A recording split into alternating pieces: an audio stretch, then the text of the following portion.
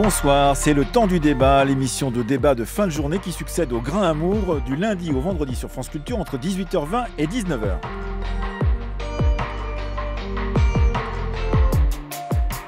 À l'ordre du jour ce soir, la course aux armements, une actualité qui est revenue sur le devant de la scène cet été. En plein cœur du mois d'août, en effet, les États-Unis d'un côté et la Russie de l'autre nous ont replongé, pour ceux qui, comme moi, ont vécu les années 1970 et 1980, dans une atmosphère de guerre froide. Le 2 août, en effet, les États-Unis ont décidé de ne plus participer au traité INF ou FNI, selon que l'on parle en français ou en anglais, qui avait été signé en 1987 entre eux-mêmes, les États-Unis et l'URSS, traité qui réglementait les missiles à portée intermédiaire. De l'autre côté, en plein cœur du mois d'août toujours, le 21 août, la Russie a dû avouer qu'une explosion qui avait fait 5 morts dans une usine située dans le Grand Nord russe était bien due à un test sur un missile nucléaire. Ces deux faits, et bien d'autres d'ailleurs, ont un relent de guerre froide, je l'ai dit, en particulier au moment où nous allons commémorer le 30e anniversaire de la chute du mur de Berlin, un événement planétaire qui donne lieu à la série de cette semaine de la toute nouvelle émission d'histoire de France Culture, le cours de l'histoire, chaque matin à 9h05.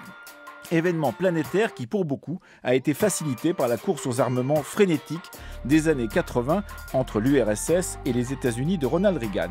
Qui a les moyens aujourd'hui de relancer la course aux armements? C'est la question que nous allons poser dans le temps du débat jusqu'à 19h avec nos trois invités. Sophie Lefebvre, elle est avec nous en duplex depuis France Bleu Basse-Normandie à Caen. Elle est docteure en sociologie des techniques et chercheuse associée à l'IRIS et chargée de cours à l'école de guerre. Corentin Brusselin est avec nous en studio. Il est docteur en sciences politiques et directeur du Centre d'études de sécurité de l'IFRI. Et Antoine Bondaz est chargé de recherche à la Fondation pour la recherche stratégique, spécialiste de l'Asie, de la Chine et de la Corée. Écoutons cette archive, puisque c'est déjà une archive, le 2 août dernier, Antonio Guterres, secrétaire général des Nations Unies. La fin du traité sur les forces nucléaires à portée intermédiaire, si on la laisse advenir, rendrait le monde moins sûr et plus instable. Cette insécurité et cette instabilité seront profondément ressenties ici, en Europe. Nous ne pouvons tout simplement pas nous permettre de revenir à la concurrence nucléaire effrénée des jours les plus sombres de la guerre froide. Voilà, c'est une déclaration du secrétaire général des Nations Unies, justement au tout début de ce mois d'août. Bonjour à vous, Sophie Lefebvre, merci d'être avec nous. Bonjour. Bonjour à vous, Antoine Bondaz. Bonjour. Et bonjour, Corentin Brusselin. Bonjour. Alors, est-ce que nous allons retrouver les jours les plus sombres de la guerre froide? Vous n'y croyez pas trop, vous? Non, j'y crois pas trop. Après, les analogies ont toutes leurs limites. Vous qui connaissez beaucoup mieux l'histoire que moi, vous êtes bien placé pour le savoir. Mais je pense que c'est intéressant de revenir aux origines du concept même de course aux armements et d'essayer d'analyser les différentes composantes, les différentes dimensions d'une course aux armements. Avant de pouvoir parler de course aux armements, il faut regarder la réalité des développements au niveau qualitatif et au niveau quantitatif. Et quand on s'intéresse aux détails, on voit que le paysage est plus nuancé que ce que l'expression pourrait laisser entendre. Alors, si on fait une référence brève à l'histoire, cette course aux armements, elle date de quoi? De la fin de la Seconde Guerre mondiale jusqu'à la fin des années 1980 et à la chute de l'URSS? Elle a été irrégulière, mais vous avez des pics assez saillants. Notamment, ce qui est intéressant de regarder, c'est quand on s'intéresse spécifiquement aux armements nucléaires. C'est au niveau des fin des années 50, au début des années 60, c'est là que sont atteints en fait les pics de construction d'armes nucléaires aux États-Unis. Vous avez des années où les États-Unis produisent 7000 armes nucléaires. 7000, donc ça veut dire plus de 600 en moyenne par mois. Aujourd'hui, on pense qu'il y a à peu près 13 000 armes nucléaires dans le monde. Donc la course aux armements, il faut être clair que ça a connu des ordres de grandeur bien supérieurs que ce qu'on connaît aujourd'hui, où on a vu en 30 ans l'Union soviétique se doter de 40 000 armes nucléaires et en 15 ans, les États-Unis se dotaient de quelque chose comme 30 000 armes nucléaires. Donc ça, c'est la comparaison avec ce moment-là. Ce qui s'est passé tout de même, c'est qu'à un moment, et je l'évoquais dans le tout début de cette émission, à un moment, on s'est dit stop. Alors, deux pays se sont dit stop, puisque c'était les deux superpuissances, comme on les appelait à l'époque, les États-Unis et l'URSS.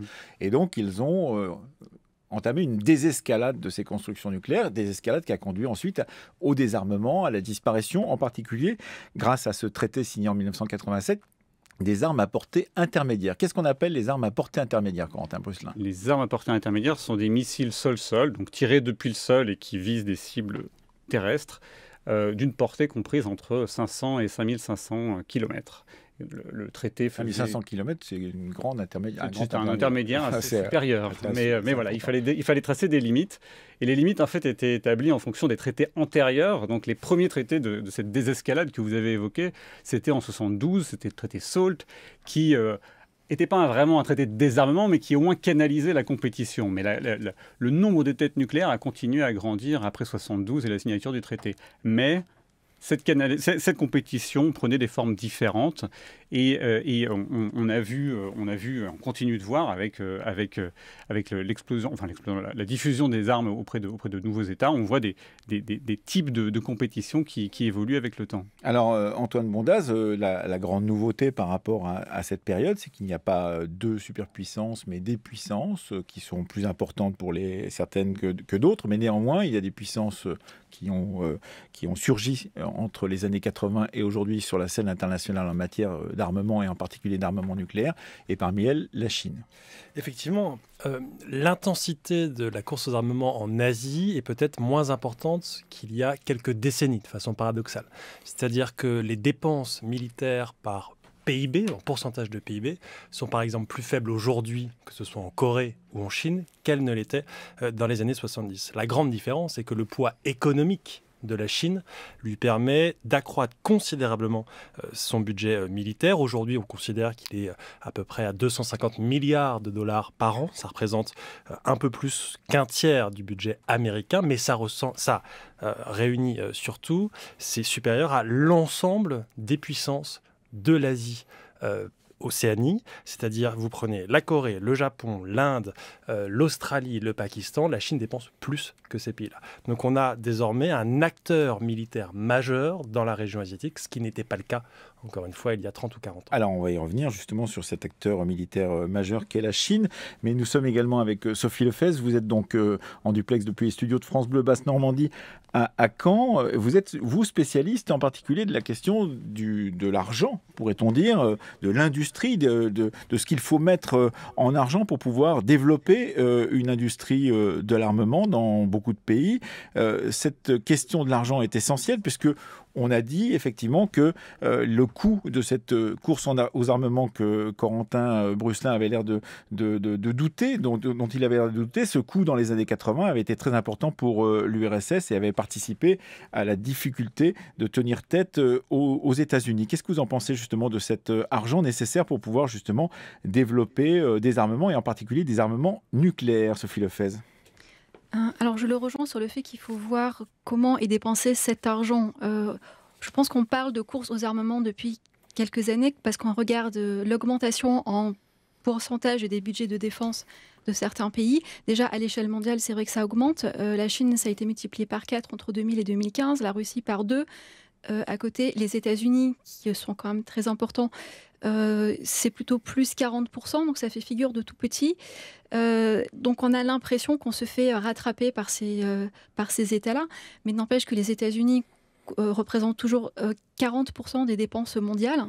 Ils sont loin devant les autres, hein, c'est à peu près 650 milliards de dollars. Donc la Chine, on l'a dit, plutôt 200-250 milliards, la Russie plutôt 50. Et les autres pays dans la cinquantaine, la quarantaine, puis ça descend encore derrière. Donc on voit bien qu'il y a quand même un écart qui reste très important. Et cet effet de pourcentage, moi je l'explique en prenant le parallèle avec les notes. Voilà, vous avez un élève qui a 4 sur 20, un élève qui a 15 sur 20. Celui qui a 4, s'il passe à 8, à 16, ça devient x4. Celui qui a 15 sur 20, il ne pourra pas avoir une augmentation très importante, même s'il passe à 18. Pourtant, 18, il aura toujours plus que celui qui a 16. Donc je pense qu'il faut aussi voir d'où on part. Et se poser aussi la question de ce qu'on achète avec cet argent-là. Si on achète une Twingo ou si on achète une Ferrari, ça n'a pas le même coût. On peut dire, je passe d'une Twingo à une Ferrari, j'ai dépensé beaucoup, mais j'ai toujours qu'une seule voiture. Et alors c'est justement une des questions que vous posez dans vos travaux, en l'occurrence Sophie Lefez, c'est de savoir s'il n'y a pas aussi une sorte de norme de normes, en particulier de la part des États-Unis ou peut-être maintenant de la Chine, de ce qui serait la norme nécessaire d'innovation pour pouvoir justement être en tête dans ce grand marché international, pourrait-on dire, de l'armement et de la technologisation encore croissante, régulière, dites-vous, de la volonté des armées de devenir encore plus techniques et d'une certaine façon, effectivement, de mettre beaucoup plus d'argent dans ces nouveaux équipements qui seraient peut-être nécessaires, Sophie Lefèze. Oui, alors ça aussi, c'est d'être historiquement, quand j'en discute avec les acteurs eux-mêmes, ils me font souvent remonter à la préhistoire en disant que c'est de tout temps qu'on a cette recherche de supériorité technique. Je pense qu'on peut quand même mettre une petite date sur la Première Guerre mondiale notamment, qui a beaucoup marqué les esprits de l'époque du fait qu'on avait une sorte d'équilibre des forces et la guerre a duré bien plus longtemps qu'on l'aurait souhaité. Et c'est là qu'on s'est dit, le petit plus qui fait la différence, ça aurait quand même permis de l'emporter. Donc ça, c'est testé dans des rapports de l'époque, notamment des années 20, où ils disent qu'il faut absolument qu'on soit capable de sortir cette arme, l'arme ultime, arme secrète, qui nous permettra de pouvoir l'emporter sur l'adversaire et d'avoir une surprise qui sera plus nécessairement une surprise stratégique, mais une surprise d'ordre technique. Et donc avoir également l'industrie qui va avec pour permettre de la produire et en masse. Et donc ça se voit particulièrement avec la Deuxième Guerre mondiale, avec les fusées V1, V2, et puis d'autres matériels qui sont sortis pour avoir cette supériorité technique-là. Et vous pensez qu'on est encore dans cette vision donc de l'arme ultime qui permet à certains pays, ou qui permettrait à certains pays de gagner un conflit si un conflit se déclenchait? C'est cela qui, selon vous, brouille un peu la vue des dirigeants dans chacun de ces pays pour le choix justement stratégique de faire face à des menaces potentielles? Alors, je ne lis pas les textes institutionnels chinois ni russes, donc là, je pourrais moins me prononcer pour ces deux pays-là. Par contre, pour la France, là, c'est très, très net. Il est vraiment marqué qu'il nous faut absolument trouver cette innovation de rupture qui va nous permettre d'avoir cette supériorité technique. On le retrouve aussi en règle générale dans le Royaume-Uni ou aux États-Unis, où on a des politiques de soutien à l'innovation qui sont importantes, toujours dans cet esprit d'avoir cette arme que l'autre n'a pas, donc de prendre l'autre de vitesse au plan technique et de pouvoir tirer plus loin, plus vite, d'avoir plus d'informations, etc. Antoine Mondaz, vous qui lisez justement les langues que ne lit pas Sophie Lefèze, qu'est-ce que vous pensez justement de cette proposition? Alors, du point de vue chinois, c'est tout à fait exact, même si je pense que le principal n'est pas d'obtenir la supériorité technologique, mais d'éviter justement que l'écart technologique, notamment avec les États-Unis, soit trop important. Et les grands plans d'innovation militaire en Chine commencent à la fin des années 80 en réponse à l'initiative de défense stratégique, le fameux Star Wars du président Reagan, et le principal plan d'innovation, le premier grand plan d'innovation, date de mars 86. Depuis, la Chine considère que la façon dont les États-Unis mènent leur guerre, notamment que ce soit au Golfe au début des années 90 et ensuite, a un impact considérable sur la façon dont la Chine va à la fois concevoir les conflits et adapter ses plans d'innovation. Plus récemment... Vous voulez dire que c'est le regard porté par les dirigeants chinois sur ce que font les dirigeants des États-Unis qui compte pour adapter sa propre stratégie d'armement? Tout à fait. Ils considèrent que les États-Unis sont la référence technologique et sont pour eux la principale menace extérieure, c'est-à-dire en termes interétatiques, et que dans ce cadre-là, il faut encore une fois éviter à tout prix un écart technologique trop important. Et depuis quelques années, on a d'énormes plans d'innovation, un effort extrêmement important mis sur cet axe-là, et notamment ce qu'on appelle l'intégration civilo-militaire. L'objectif pour la Chine, c'est de faire bénéficier aux armées des innovations qui viennent désormais du privé, des startups et des technologies, notamment de l'information, et des géants comme Baidu, Alibaba ou Tencent. En partant d'un principe, effectivement, que les États-Unis ont fait cela depuis au moins les années 20 et 30, depuis la Première Guerre mondiale et l'entre-guerre. Et qu'en est-il pour la Russie, Corentin Brusselin, puisque dans le coup, on sait que la Russie n'a pas les moyens, justement, de suivre a priori une course aux armements qui redémarrerait. Je crois que la Russie est le 6e pays au monde en dépenses militaires et que nous sommes devant la Russie de peu, mais la France est 5e donc en dépenses militaires. Donc, pour cette grande puissance qui était l'URSS, on est passé donc à un régime un tout petit peu plus modeste, pourrait-on dire, Corentin Brusselin. Oui, assurément, et heureusement quelque part. Donc la Russie n'a certainement pas les moyens de la Chine et certainement pas les moyens des États-Unis. Et je ne lis pas le russe, tiens à le préciser, donc je ne pourrais pas prétendre faire les observations aussi précises que celles d'Antoine sur la Chine. Mais on retrouve des problématiques similaires dans la mesure où ce qui suscite, ce qui aiguillonne les développements technologiques et les développements militaires russes, c'est aussi ce qu'ils observent du débat américain, ça les obsède en fait. Et la tendance n'est pas du tout récente. C'est-à-dire que vous trouvez, dès les années 70, des innovations technologiques qui apparaissent, tout ce qu'on a vu tester pendant la guerre du Golfe, les munitions de précision, les révolutions de l'informatique, ce genre de choses, ça apparaît dans le débat russe. Eux-mêmes considèrent que ça va être un potentiel, ça reflète un potentiel révolutionnaire. C'est le maréchal Ogarkov qui voit un potentiel révolutionnaire. Les Américains voient les écrits russes. Ils en déduisent eux-mêmes que ça pourrait être quelque chose de révolutionnaire. Ils mettent en œuvre un certain nombre de choses pendant la guerre du Golfe avec des effets assez écrasants pour l'armée irakienne. Et les Russes en sortent absolument convaincus que les Américains sont les leaders et qu'ils ont trouvé des facteurs, des sources d'avantages technologiques et opérationnels écrasantes. Donc on voit bien qu'il y a toujours cette dimension du rattrapage. On veut rattraper un adversaire potentiel qui serait plus puissant que soi, et donc on va faire en sorte de trouver des armes nouvelles. On a appris donc au mois d'août qu'il y avait eu une usine qui avait éclaté dans le Grand Nord russe, explosé dans le Grand Nord russe, et un peu plus tard, eh bien, les dirigeants russes ont avoué que c'était bien une usine qui travaillait sur des missiles nucléaires. Un extrait de la conférence de presse de Vladimir Poutine qui se trouvait à Helsinki. C'est intéressant parce qu'on sait le rôle qu'a joué cette ville d'Helsinki dans les rapports justement de détente dans les années 1970. Elle se trouvait à Helsinki avec le président finlandais. Et il répondait à une question des journalistes sur quelle était la nature de cette usine explosée dans le Grand Nord russe. J'ai déjà parlé de cette tragédie qui a lieu dans la mer Blanche, qui a malheureusement causé la mort de nos spécialistes. C'était des travaux dans le domaine militaire, c'était les travaux visant au développement des systèmes d'armement futurs. Les gens qui ont péri ont été en train d'accomplir une mission très importante visant à assurer la sécurité de notre pays. Et le fait qu'ils ne sont obligés à y porter une attention particulière maintenant est encore une fois prouvé par le fait que nos partenaires, y compris nos collègues américains, réalisent des essais de nouveaux systèmes d'armement. En ce qui concerne l'échange des informations, nos services respectifs en sont chargés et d'après les données à ma disposition, tout est normal. Quand elle explosera, elle produira une quantité assez grande de retombées radioactives pour que dans les 10 mois qui suivront, la surface de la Terre soit aussi déserte que la Lune.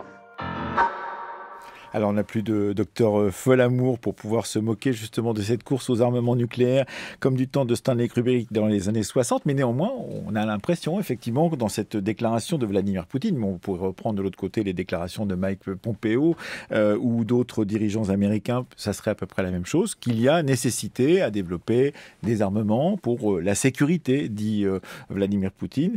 Il faut un système d'armes prometteur, et ce système d'armes prometteur, on se pose la question de savoir ce que c'est, et c'est au cœur de la suppression de ce traité signé en 1987 entre les États-Unis et l'URSS à l'époque, Corentin Presselin. Sur l'accident de Ninochka. Ouais. Alors, les deux problèmes ne sont pas forcément liés au sens où le missile qu'on soupçonne avoir été testé le 8 août et qui a explosé, qui est un missile qui est censé être à terme à propulsion nucléaire, n'a pas vocation, n'était pas interdit par le traité sur les forces nucléaires. Il ne fait pas partie de cela. Lui, il n'était pas dans les missiles. Il y en a un autre qui, lui, est déjà déployé, existe déjà, qui s'appelle le 9M729. À l'époque, dans les années 70, on connaissait les missiles SS-20, les SS-4, on connaissait les Pershing 1, les Pershing 2. Maintenant, ce sont d'autres noms qui les affublent, ces endroits. Alors, le SS-20, c'était la désignation OTAN, mais la désignation OTAN du 9M729, c'est le SSC-8. Voilà, si vous voulez, je ne vais pas rentrer davantage dans les détails, mais on voit effectivement du côté russe, et donc ce missile à propulsion nucléaire, pour y revenir, s'inscrit dans toute une dynamique d'innovation technologique russe, aiguillonnée par un facteur, les défenses antimissiles américaines. C'est-à-dire que les Russes sont obsédés par, et depuis longtemps, hein, depuis l'apparition des défenses antimissiles dans les années 60, ils sont obsédés par une crainte, c'est que les États-Unis, à terme, possèdent la capacité de neutraliser la force de dissuasion russe et de neutraliser en retour, par leurs moyens défensifs, de neutraliser par une attaque surprise la force de dissuasion russe et de détruire en retour, grâce aux défenses antimissiles, les rares têtes nucléaires qui resteraient et qui, pour infliger des représailles aux États-Unis. Ça doit être la mémoire de Barbarossa. Il y a un livre qui sort bientôt sur Barbarossa, un énorme livre de Jean Lopez qui sort bientôt sur Barbarossa, et on pense effectivement que les Russes sont toujours marqués par l'exemple de Barbarossa, donc cette opération menée par Hitler contre les Russes. Et si vous lisez la littérature militaire russe, les revues militaires russes regorgent encore et toujours de références à ce qu'ils appellent la période initiale de guerre, c'est-à-dire l'attaque surprise et donc Barbarossa. Et le plaquage au sol de l'ensemble de la flotte, en particulier aérienne russe. Et donc leur préoccupation, c'est de se prémunir face à ça. Et ce missile absurde, le Burevestnik, donc ce missile qui a vocation à être un jour peut-être déployé... Pourquoi vous dites qu'il est absurde ? Parce que la technologie consistant à propulser un missile avec un mini-réacteur nucléaire, c'est instable. C'est une arme, les Russes l'appellent eux-mêmes arme de vengeance, c'est-à-dire ça n'a pas vocation à être utilisé dans le cadre de conflits régionaux. Ça a une vocation à être utilisé pour frapper l'adversaire si toutes les autres options ont été neutralisées en recours ultime. C'est en fait une arme d'Hollywood, c'est-à-dire c'est quand Hollywood veut décrire effectivement des Russes qui attaquent le reste du monde, eh bien c'est toujours dans cette idée-là que ça se passe. On va chercher dans ce registre. Et les Russes sont encore plus créatifs parce qu'ils ont également, dans le même discours de Poutine le 1er mars 2018, évoqué un nouveau type de torpille nucléaire avec une tête tellement puissante qu'elle causerait des tsunamis pour pouvoir, là encore, au titre de la vengeance, pour pouvoir engloutir les villes américaines si jamais les Américains en venaient à les neutraliser. Donc on voit que il y a une dimension interactive évidemment, mais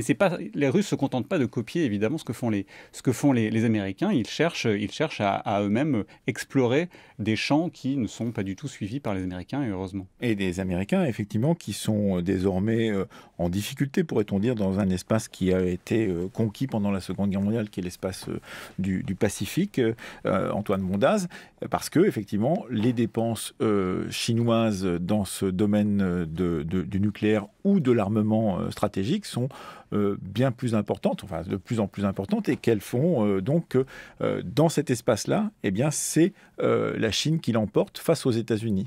Et ce qui d'ailleurs provoque des craintes de tous les alliés des États-Unis dans la région, et pas simplement de Taïwan, mais l'Australie, le Japon et les autres, commencent à s'inquiéter justement de cette montée en puissance des armements chinois. Alors, je ne sais pas si la Chine l'emporte déjà. Ce qui est sûr, c'est que la stratégie chinoise est passée d'une puissance continentale qui faisait face à une menace elle-même continentale, septentrionale, soviétique, à une menace de plus en plus maritime, aérienne, et qui vient du sud et de l'ouest et de l'est du pays, c'est-à-dire de sa façade maritime et donc des États-Unis et potentiellement des alliés des États-Unis. La Chine a donc fait évoluer sa stratégie d'une puissance, encore une fois, purement continentale vers une puissance plus maritime, également aérienne. Et le but, encore une fois, c'est de prendre en compte ce qui est perçu comme une menace américaine. Alors, il faut dire qu'effectivement, pendant ce mois d'août, les États-Unis ont fait des essais de missiles sol-sol, que ces missiles sol-sol n'a pu être que préparé pendant la période où, théoriquement, on ne préparait plus de missiles. C'est ce que théoriquement, on pouvait penser à cause de l'application de ces accords de 1987, et que l'idée, c'est peut-être de déployer ce missile par exemple, sur l'île de Guam. Et si il est sur l'île de Guam, il peut atteindre le territoire chinois. Alors, c'est effectivement une des raisons de la sortie par le président Trump du traité FNI.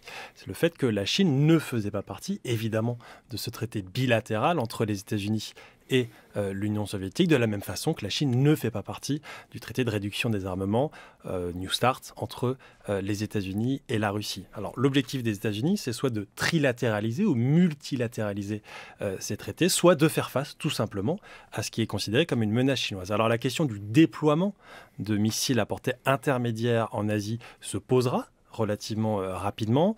Il faut tout de même faire attention. Il y a la question des missiles qui seraient potentiellement nucléaires. Et là, les alliés des États-Unis, pour l'instant, refusent tout déploiement. Et puis, il y a la question du déploiement de missiles conventionnels. Là, encore une fois, Pour l'instant, les alliés des États-Unis le refusent. Il faudra voir à plus long terme. Et ce qui est sûr, c'est que la Chine a déjà commencé une campagne dans la région pour menacer les alliés des États-Unis et les dissuader de tout déploiement de missiles américains. Brièvement, Corentin Brusselin, puis je donnerai la parole à Sophie Lefebvre ensuite. Oui, très rapidement, pour revenir sur la question, un point que vous avez souligné, l'essai qui a été fait par les États-Unis reflétait le fait qu'ils avaient engagé de la recherche et du développement tout en étant signataires du traité. Ce tir a été au mois d'août et cet tir est parti d'une île au large de la Californie. Je n'ai pas trouvé l'endroit où il a atterri, puisque dans le coup, ils ont dit qu'ils avaient atteint sa cible à plus de 500 km. Ils n'ont pas précisé volontairement à la fois la portée de l'essai voilà. et donc le lieu où la tête est retombée. Néanmoins, la recherche et le développement était autorisé par le traité. Je tenais à le préciser parce que, précisément, c'est important, parce que c'est quelque chose qui est volontairement brouillé dans un discours d'origine essentiellement russe aujourd'hui, qui consiste à dire « Ah, mais vous voyez, nous, on n'a jamais triché. En fait, les Américains se préparaient depuis longtemps et donc ils trichaient aussi. » Et donc, les Russes cherchent systématiquement au plan de la communication à égaliser, en fait, les choses sur ce plan-là. Alors, Sophie Lefebvre, on a parlé de la Chine, on a parlé de la Russie, on a parlé des États-Unis.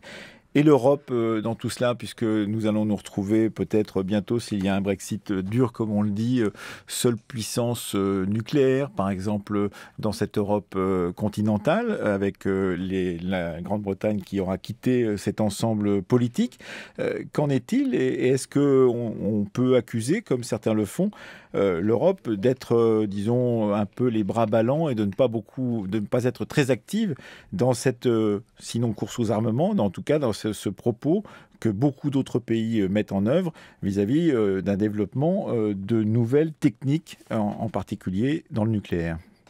C'est vrai que quand on regarde les budgets, la taille des armées, etc., la France et le Royaume-Uni étaient à peu près à égalité et sortaient du lot par rapport aux autres pays européens. Donc c'est vrai que pour la France, avoir le Royaume-Uni avec elle, c'était un atout. Là, elle va se retrouver un petit peu toute seule, parce qu'il y a des avantages et des inconvénients. Les autres pays européens ont tendance, quand on regarde leur politique de défense au niveau stratégique, à se dire que ce qui les intéresse, c'est surtout leur propre sécurité. Donc là-dessus, ils peuvent déjà compter sur l'OTAN pour la grande majorité d'entre eux. Donc il n'y a pas vraiment besoin de faire beaucoup d'efforts là-dessus. La France, comme le Royaume-Uni, a des armées expéditionnaires. Ils aiment bien être là sur la planète, en fait. Pouvoir agir internationalement, ce que réclament moins les autres États. Et donc justement, pour revenir un petit peu sur ce qui a été dit concernant la Chine, j'étais intéressée par les propos parce que, donc, si j'ai bien compris, la politique chinoise de défense a aussi une visée économique. Et c'est par ce canal-là qu'au niveau européen, on est en train de s'intéresser de plus en plus aux questions de défense. Là, depuis quelques années, il y a une volonté d'avoir un fonds pour financer la R&D de défense. Jusqu'à présent, les États disaient à l'Europe « t'es bien gentil, mais la défense, ça ne regarde que moi ». Là, on s'est dit, tiens, qu'il y a quand même moyen de pouvoir faire quelque chose au niveau de la défense, tout en soutenant l'économie des États, donc en soutenant l'innovation technique. Et donc, vous voulez dire qu'on tente justement au niveau européen, pour une fois, d'avoir une politique coordonnée qui permettrait la recherche et le développement dans le domaine des nouveaux armements, c'est ce que vous semblez dire ? Oui, donc il y a un fonds européen de défense qui est en train de se mettre en place. Il y a la PESCO qui permet d'avoir, je crois, aujourd'hui une vingtaine de programmes de recherche européens. Donc sur les pays qui sont volontaires, il y a eu des propositions. Si on travaille sur le char, si on travaille sur la communication, il y a une entrée, on a dit ça on prend, ça non. Donc il y a des choses qui sont effectivement en train de se mettre en place et qui vont démarrer. Et paradoxalement, le départ du Royaume-Uni permet d'accélérer sur ce dossier-là, puisque jusqu'à présent, le Royaume-Uni était plutôt en train de freiner en disant à l'Europe de ne pas trop se mêler de ces affaires-là. Alors, on n'est pas encore au stade du départ définitif du Royaume-Uni, ça pourrait venir. Le Royaume-Uni s'inquiète parce que justement, il se dit qu'il ne pourra pas bénéficier de cet argent qui va être mis sur la table. Il essaie quand même malgré tout de pouvoir participer à certains projets. On lui rappelle qu'il ne peut pas être à la fois État tiers et partie prenante de tout ce qui se passe au niveau européen. On se rappelle tout de même qu'effectivement l'argent peut être le nerf de la guerre. Corentin Brusselin. Oui, pour revenir sur cet aspect européen et compléter les propos très justes de Sophie Lefebvre, c'est vrai que ça nous met particulièrement dans l'embarras, en fait, cette dynamique. Il faut être clair, c'est-à-dire que l'Europe, elle s'est construite en mettant l'accent sur la puissance de la norme, la puissance du droit, contre la logique des rapports de force.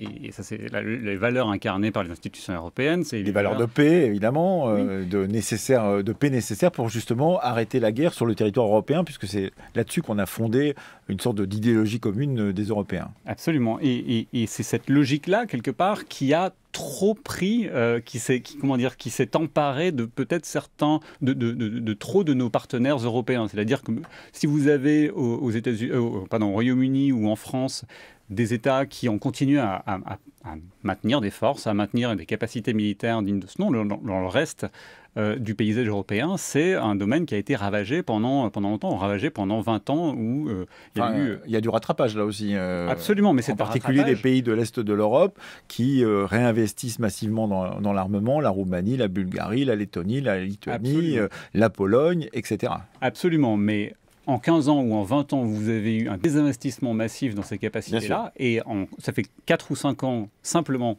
que ça commence à infléchir, que la tendance s'infléchit, et vous ne recréez pas les capacités militaires en 4 ou 5 ans. Je ne dis pas que ces pays n'ont rien et que nous sommes seuls, pas du tout, mais que dans cette logique-là, on est quelque part, on s'est retrouvé à rebours des tendances. Pendant longtemps, on voyait le Moyen-Orient qui réarme, l'Asie qui réarme, la Russie qui réarme, les États-Unis qui réarmaient, et l'Europe où les dépenses militaires au mieux stagnaient, en fait elles baissaient.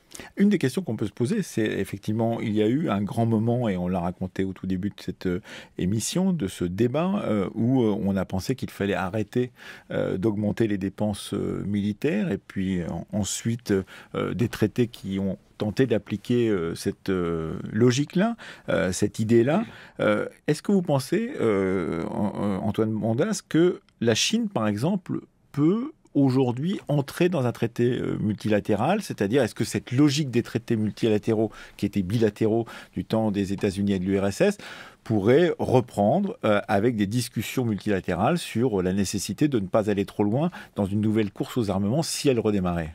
Alors, pour ce qui est précisément des traités de contrôle des armements, la Chine refuse aujourd'hui toute négociation avec les États-Unis ou la Russie dans l'idée d'une, encore une fois, trilatéralisation, multilatéralisation des traités précédents. L'explication chinoise, elle est extrêmement simple.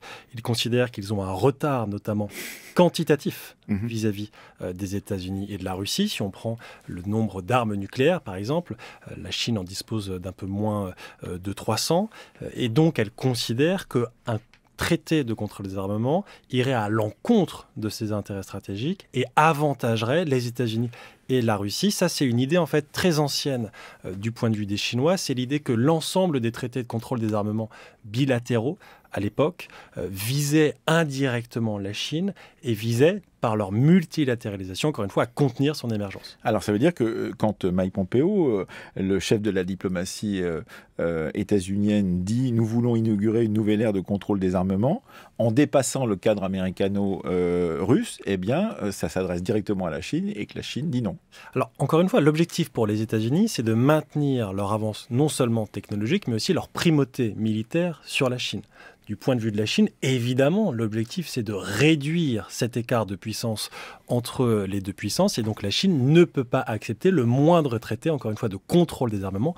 Pour ce qui est, par contre, des traités de non-prolifération, par exemple, là, c'est un autre sujet. Par exemple, la Chine appelle les États-Unis à ratifier ce qu'on appelle le traité d'interdiction complet des essais nucléaires. La Chine l'a signé, ne l'a pas ratifié. Elle demande par exemple aux États-Unis de le faire, ce que les États-Unis refusent pour l'instant. Et qu'est-ce qui explique ces deux fers au feu de la Chine, justement, sur d'un côté la non-prolifération et de l'autre côté le contrôle des armements? Puisque du côté de la non-prolifération, l'objectif pour la Chine, c'est d'apparaître comme une puissance responsable sur le plan international, alors que sur la dimension du contrôle des armements, l'objectif de la Chine, c'est encore une fois d'éviter que les États-Unis maintiennent un avantage stratégique et militaire trop important. Quentin Brusselin ? Non, je pense que cette question de la participation chinoise, ça va être le facteur qui va déterminer ou non s'il y a un avenir à la maîtrise des armements au cours des prochaines décennies. Et c'est une question absolument cruciale. Et la réponse, telle qu'on peut l'identifier pour l'instant, comme vous l'aurez compris, c'est extrêmement décourageant. C'est-à-dire qu'on a toute une structure des traités qui ont été construits, tout ce que vous évoquez tout à l'heure, c'est-à-dire cette désescalade, cet apprentissage qui a eu lieu qui reflétait une bipolarité, qui reflétait la tension qui existait entre l'Union soviétique et les États-Unis. Cette bipolarité, en fait, elle n'existe plus aujourd'hui. C'est-à-dire que les États-Unis étaient prêts à consentir un certain nombre de contraintes, de limites sur leur propre développement militaire parce qu'ils étaient persuadés que la compétition se jouait avec l'Union soviétique. Aujourd'hui, la compétition, ils sont persuadés qu'elle se joue avec la Chine. Donc, ils ne vont jamais accepter de nouvelles contraintes pour les beaux yeux de la Russie. La Russie, du point de vue américain, c'est tout ce qu'on nous dit quand on va à Washington aujourd'hui, la Russie, c'est plus un compétiteur. C'est une nuisance qui peut être très problématique au niveau régional, mais fondamentalement, militairement, les Américains ne voient pas pourquoi les Européens ont besoin des Américains pour faire face, pour se défendre face à la menace russe. Et donc, progressivement, on a des Américains qui se désintéressent parce que fondamentalement, en face, on a quelqu'un qui n'est pas intéressé parce qui est encore très loin de la parité. Deux points très rapidement. À Washington, et Corentin a tout à fait raison, il y a aujourd'hui un consensus sur la menace chinoise. L'idée que cette menace chinoise, elle se diversifie, elle est économique, elle est même désormais de plus en plus idéologique, qu'elle se propage, qu'elle se renforce et qu'elle se concrétise. Et donc, l'idée, c'est vraiment que le développement des capacités militaires américaines doivent faire face à cette montée en puissance chinoise. Du côté de la Chine, et en lien avec les traités de contrôle des armements, et c'est un point extrêmement important, les traités de contrôle des armements ont une contrainte importante qui est généralement celle des inspections. Il faut faire des inspections pour vérifier effectivement que ces traités on connaît ça pour sont l'Iran, bien par appliqués. exemple. Effectivement. Du point de vue de la Chine, c'est un véritable problème, puisque une grande partie des programmes militaires chinois et de la stratégie chinoise s'appuie sur une certaine opacité stratégique. L'idée étant, nous sommes en retard et donc nous bénéficions d'un manque de transparence, puisque cela crée une certaine incertitude du côté des États-Unis qui, in fine, nous est bénéfique. Et pour vous, Sophie Lefebvre, que faudrait-il faire maintenant, par exemple, du côté des Européens, pour peut-être jouer un rôle dans un rapprochement possible, dans une question de contrôle des armements, dans une naissance de nouveaux traités qui permettraient peut-être à un moment ou à un autre de faire s'entendre ces belligérants potentiels? C'est une question difficile.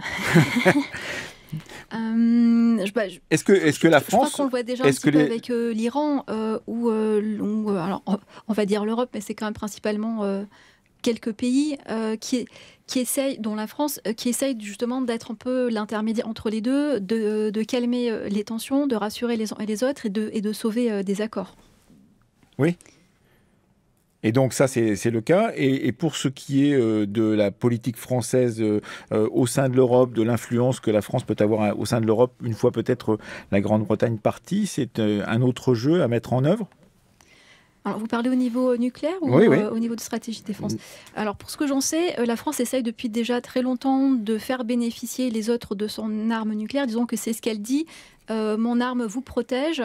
L'idée étant, puisque mes dépenses vous protègent, ce serait bien si vous pouviez m'aider à participer aussi dans les dépenses pour maintenir cet armement. Mais ça n'a pas pris pour l'instant, ce que j'en sais. Donc il faudra voir si à l'avenir les États européens changent d'avis. Moi, j'y crois pas beaucoup.